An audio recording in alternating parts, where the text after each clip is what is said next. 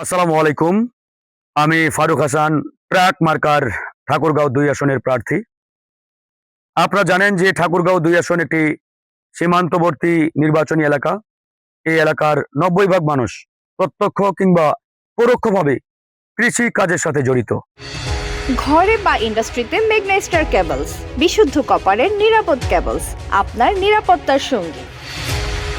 যেহেতু এই এলাকা কৃষি প্রধান একটি এলাকা, এই এলাকার বিগত সময়ের যারা জনপ্রতিনিধি ছিলেন তারা মূলত এগ্রিকালচার নিয়ে বা কৃষি নিয়ে তেমন কোনো বৃহৎ পরিকল্পনা বিগত সময়ে গড়ে তোলেন নাই বা বাস্তবায়ন করার চিন্তাও করেন নাই।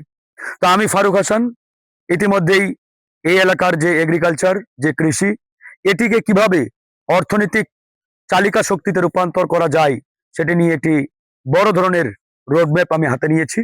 আমি বিশ্বাস করি আগামীতে জনগণ যদি আমাকে নির্বাচিত করে আমার এই এলাকায় কৃষি নিয়ে এমন একটি অর্থনৈতিক শক্তিশালী ভিত্তি আমি গড়ে তুলব, ইনশাআল্লাহ এই কৃষির মাধ্যমেই আমার এই এলাকা অনেক অনেক দূর এগিয়ে যাবে।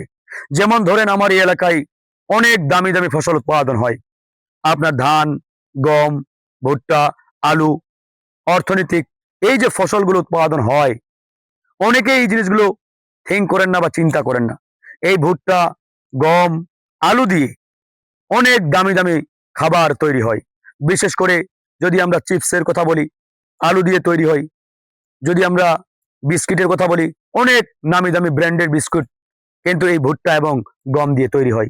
কিন্তু অত্যন্ত দুঃখজনক, এই যে চিপসের ফ্যাক্টরির কথা বলেন কিংবা বিস্কিটের ফ্যাক্টরির কথা বলেন, এই ফ্যাক্টরিগুলো কিন্তু আমাদের ঠাকুরগাঁয়ে নেই।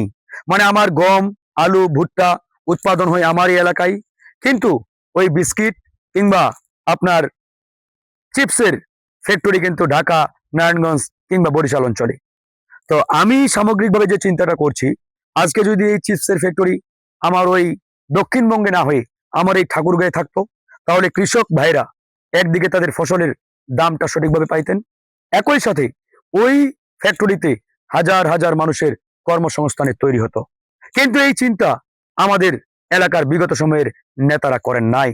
তা আমি ফারুক হাসান ইনশাআল্লাহ আপনাদের নিয়ে এমন একটি সমৃদ্ধশালী বালিয়াডাঙ্গি টু হরিপুর, ধর্মগড়, কাশীপুর গড়তে চাই, যাতে আপনাদের সকলকে নিয়ে সুন্দর একটি এলাকা হিসেবে এটাকে আমরা বিনির্মাণ করতে পারি।